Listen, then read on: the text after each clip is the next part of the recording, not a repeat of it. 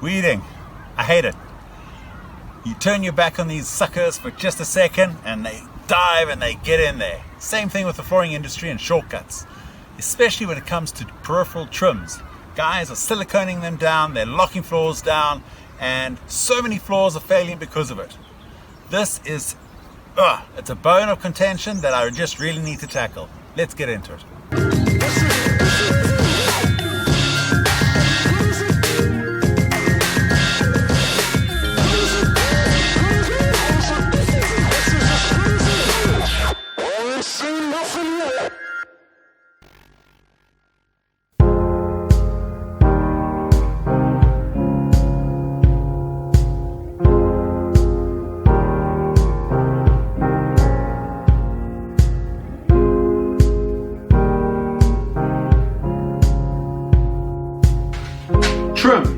Trims with flooring.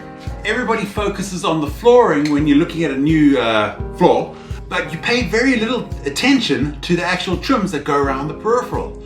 And so often these little suckers cause your floors to fail because they're installed incorrectly.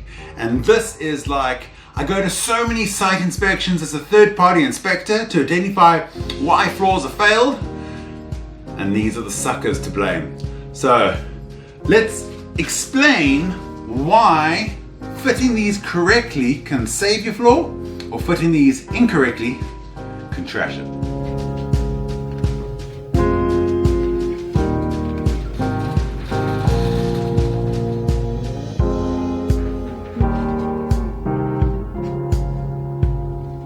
Substrate.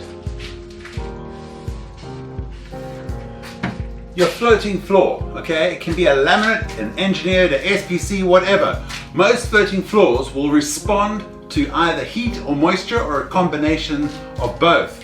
They need to expand and contract, okay? They do that very subtly in their own little way over seasonal cycles, temperature cycles, or by hot sunlight shining down on the floor during the middle of the day, and then the floor cools down at night. And you've got those little micro expansion contraction movements which the floor naturally needs to be allowed to do. So when you come and you've got like a hard fixed surface or another floor type and you have your trim, let's call that a reducer, you have your trim that transitions one floor to the other, you have a nice little detail trim to cover that expansion gap because this floor is expanding and contracting. Now if you fix this trim down incorrectly and it locks, almost like a bridge, it locks these two floors in place, you're going to have problems where this floor cannot move or break this joint, and then your floors will expand, compress, lift, they will peak, or the joints will pull apart. And generally you'll find that the header joint, the short joint on your plank, will start pulling apart, and then you'll get those gaps in between. So this becomes a critical component of how you install these suckers. That's how you owe me, even if you don't care, even if you don't know it yet. Hey, hey.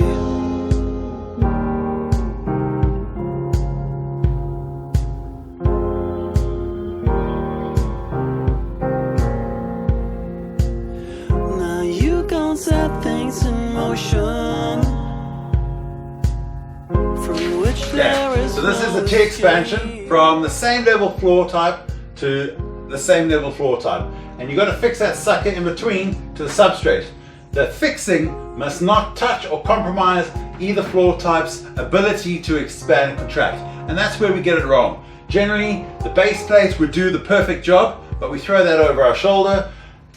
Then we glue these points down, and then we say, a lot of installers will think, oh, but you know, the expansion, it'll break the glue joint if it needs to expand, and then we just come back and glue it down. What's more irritating than a trim that keeps on coming loose every season? Come on guys, let's just do it the right way the first time. The other way is when you go from a low to a high. Again, you fix it down into the base plate, and then they're able to expand and contract. If this is a fixed floor type, like cementitious tiles or whatever, you can glue it over here without using the base plate.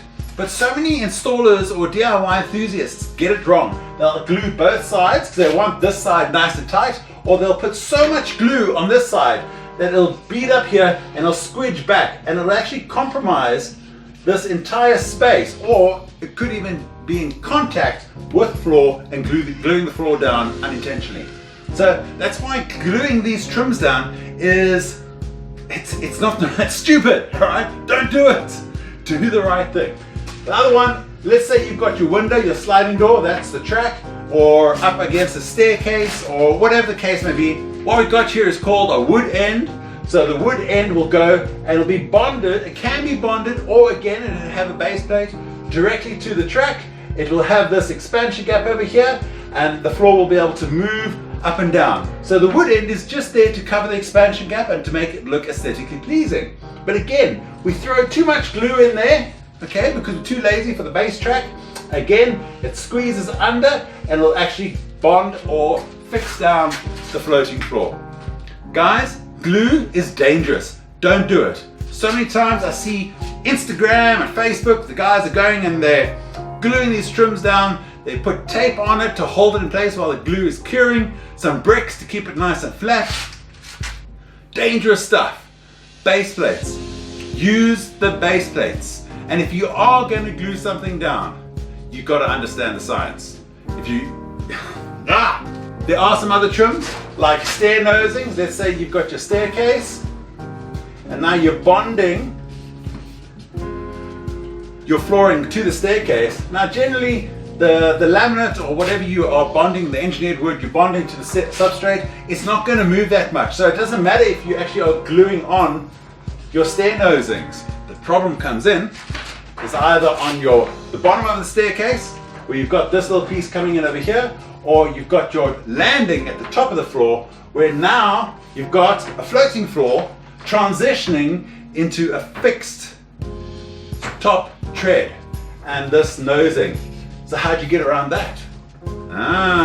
Again, use your stair nosing that has the fixed base plate, okay, and allows this floor as a single unit to expand and contract. So the stair nosing is glued in place. So let's call that the tread.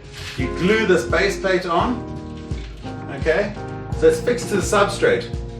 Then you have your floor and you have your stair nosing that actually clips in over here and leaves you all that lovely, yummy expansion room on the top. Now, these things cost money. You got to spend money to do it right. Is it a Lamborghini? Is it a VW? Or is it a touch of my chance? Come on guys, let's do this right. Now, some trims, there's all different types out there. Some trims have what we have here, which is basically you drill a hole, you put this specially designed plug into the hole, and then your trim, whatever shape or form, high to a low, even to even, then just goes and actually clips in place, or it actually slides in and then you put the whole trim down as one unit into those pre-drilled holes. And that's almost like a little expansion masonry plug that'll actually expand into the hole and lock it down. Again, it has the fixing point, which is to the substrate and not to the floor, the floating floor on either side. So the floating floor can expand and contract freely, and the trim is held in place, giving you a beautiful aesthetic. This and many different types of formats like this, people go and take the little plug or the base plate, throw it over their shoulder, or they don't buy them and they just glue these little suckers down. And that's where the problem occurs. So if you have an installer who is installing your floor, or if you're doing a DIY installation, make sure you install and focus on how these trims are going down. Understand that your heart may be in, making it look aesthetically pleasing and nice and tight and seamless. But if you don't understand the science, you're gonna get burned, and all that hard work out the window. You're gonna have to do it again, or your trims are gonna come loose, you're gonna kick over them. It's a whole big mess.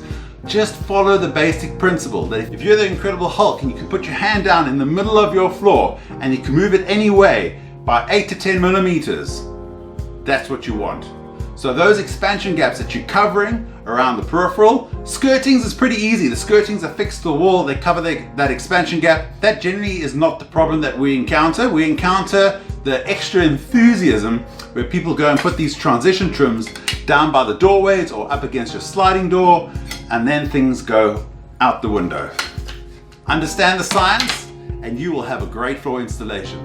If you like this video and you want to know more, please subscribe, hit the bell button. If there's something particularly you want to know how to do it or what's the problem, hit me up in the comments below. I am here to help save floors. Flooring Africa, that's our heart, that's our passion, and we need your support to keep the lights on. So hit us up, don't check out our website, follow us on Instagram. We're here to save floors. Even if you don't care, even if you don't know it yet, that's how you owe me. Even if you don't care, even if you don't know it yet.